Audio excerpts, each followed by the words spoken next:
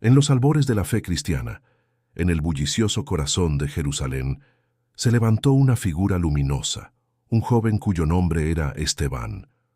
No era un apóstol, ni un erudito de renombre, sino un hombre dotado de un carisma innegable, una fe inquebrantable y una sabiduría divina que trascendía su juventud.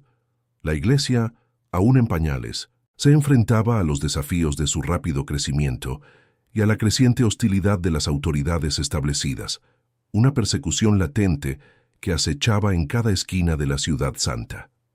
En medio de la necesidad de organizar la ayuda a las viudas y los más desfavorecidos, Esteban fue elegido como uno de los 7 diáconos. Su misión no se limitaba a la administración de bienes. Su espíritu ardiente lo impulsaba a predicar con una elocuencia y un poder que dejaban a muchos asombrados. Se decía que sus manos obraban milagros, sanando a los enfermos y llevando consuelo a los afligidos. Su voz, llena de convicción, resonaba en las sinagogas y en las plazas, atrayendo a multitudes que se maravillaban ante la profundidad de su entendimiento de las Escrituras. La reputación de Esteban crecía exponencialmente, forjándose como un líder audaz, un faro de la nueva fe. Sin embargo, su brillo no solo atraía la admiración, sino que también encendía las llamas de la envidia y la resistencia. Los miembros de varias sinagogas, particularmente los llamados libertinos, cireneos y alejandrinos, no podían tolerar su influencia. Intentaron refutarlo públicamente, desafiándolo con argumentos teológicos y legales, pero cada intento terminaba en fracaso.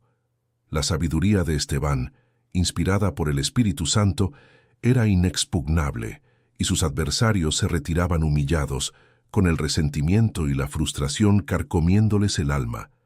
La incapacidad de vencerlo con palabras llevó a sus oponentes a recurrir a la traición. Decidieron que la verdad no era su aliada, y en su lugar se valieron de la mentira. Contrataron a testigos falsos, hombres sin escrúpulos dispuestos a perjurar para acusar a Esteban de blasfemia. La acusación era grave. Afirmaban que Esteban predicaba la destrucción del templo sagrado y que intentaba cambiar las costumbres y las leyes transmitidas por Moisés. Era una estrategia diseñada para incitar la ira de la multitud y del Sanedrín, el máximo tribunal judío.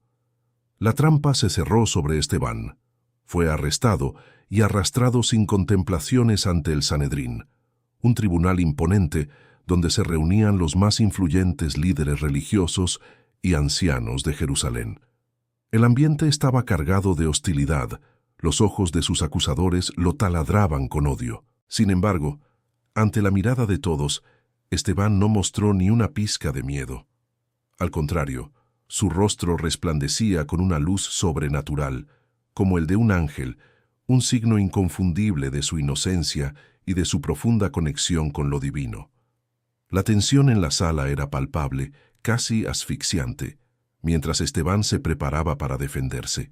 Su vida pendía de un hilo, y sabía que sus palabras serían su única arma. Antes de continuar con la apasionante defensa de Esteban y el dramático giro que tomará esta historia, suscríbete al canal y cuéntanos en los comentarios dónde nos estás viendo. Con serenidad imperturbable, Esteban se puso de pie ante el Sanedrín. Su voz, clara y resonante, no mostraba el menor indicio de miedo, sino una convicción inquebrantable. Comenzó su defensa no con una negación directa de los cargos, sino con un magistral recorrido por la historia de Israel, un pueblo elegido por Dios. Habló de Abraham, el patriarca, y de cómo Dios lo llamó en Mesopotamia, mucho antes de que existiera un templo o una ley escrita. Describió la migración a Egipto, la opresión y la milagrosa liberación a través de Moisés, el gran legislador. Con cada palabra, Esteban tejía un tapiz histórico, recordando a sus oyentes la constante intervención de Dios en la vida de su nación. Sin embargo, su relato no era una simple lección de historia, era una acusación velada, y luego cada vez más directa. Recordó cómo Israel había resistido a Moisés, rechazando su liderazgo y anhelando regresar a Egipto. Mencionó la adoración del becerro de oro en el desierto, la construcción del tabernáculo y finalmente el templo. Pero incluso la magnificencia del templo, argumentó Esteban, no podía contener al Dios Altísimo, quien habita en los cielos y no en edificios hechos por manos humanas. La implicación era clara. La adoración del templo y la ley se habían convertido en ídolos, eclipsando la verdadera esencia de la fe. La atmósfera en la sala se tensó con cada frase.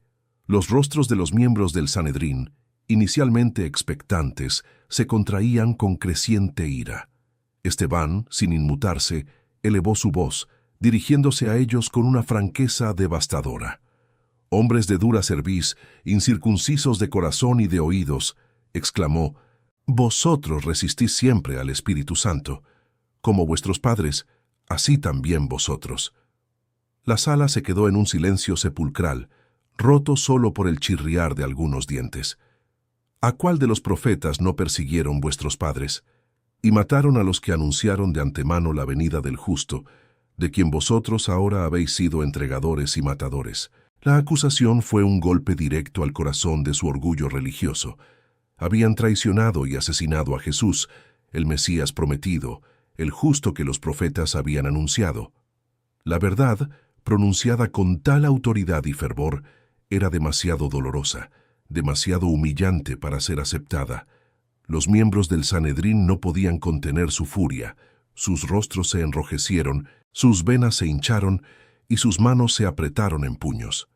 Gritos e interrupciones comenzaron a brotar de la audiencia, pero Esteban, como si no los oyera, continuó. Entonces ocurrió algo extraordinario. Esteban, lleno del Espíritu Santo, elevó su mirada hacia el cielo. Una expresión de asombro y éxtasis transfiguró su rostro. «He aquí, veo los cielos abiertos y al Hijo del Hombre de pie a la diestra de Dios», proclamó con una voz que resonó en cada rincón de la sala.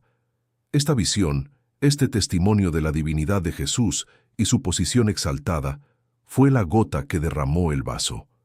Los oponentes, cegados por una ira incontrolable, reaccionaron con un estallido de violencia. Taparon sus oídos, como si no pudieran soportar más blasfemias, y lanzaron grandes gritos. Como una manada furiosa, se abalanzaron sobre Esteban con una furia ciega, sin permitirle decir una palabra más. Lo arrastraron sin piedad, sacándolo de la sala del Sanedrín y, finalmente, fuera de la ciudad, al lugar de la ejecución.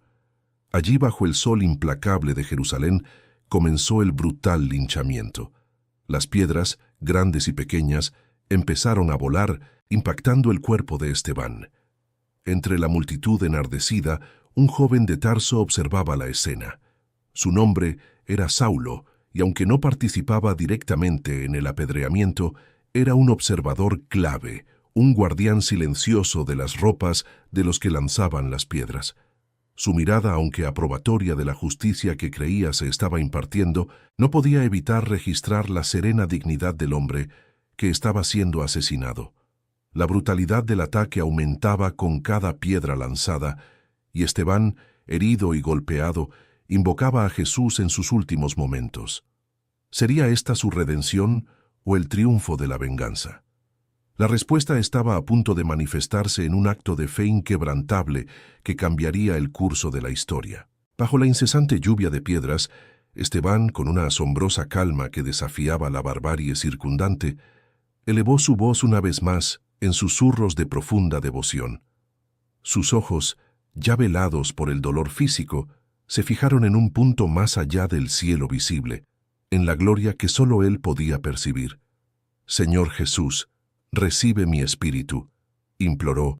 Sus palabras se mezclaban con el sordo impacto de las rocas sobre su cuerpo. No había reproche en su tono, solo una entrega absoluta. Y luego, con un aliento final, que parecía más una bendición que un gemido, pronunció la frase que sellaría su legado de perdón. «Señor, no les tomes en cuenta este pecado». Con esas palabras, un último suspiro escapó de sus labios, y Esteban se desplomó. Su rostro, aún en medio de la desfiguración del martirio, exhibía una expresión de paz serena, de una quietud que trascendía la violencia de su muerte. Había perdonado a sus verdugos, incluso mientras le arrebataban la vida. Entre la multitud, el joven Saulo, que había custodiado las ropas de los agresores, observaba la escena con una mezcla de aprobación y una incipiente, aunque inconfesable, inquietud. La imagen de Esteban, con su rostro angelical y sus últimas palabras de perdón, se grabó a fuego en su conciencia, una semilla de duda plantada en el suelo de su celo farisaico. Aunque en ese momento no lo comprendía, la muerte de Esteban marcaría un antes y un después en su propia vida. La noticia del martirio de Esteban se extendió como un reguero de pólvora por Jerusalén, desatando una oleada de dolor y lamentación entre los creyentes. Para ellos era la pérdida de un líder carismático, un hombre lleno del espíritu y sabiduría divina.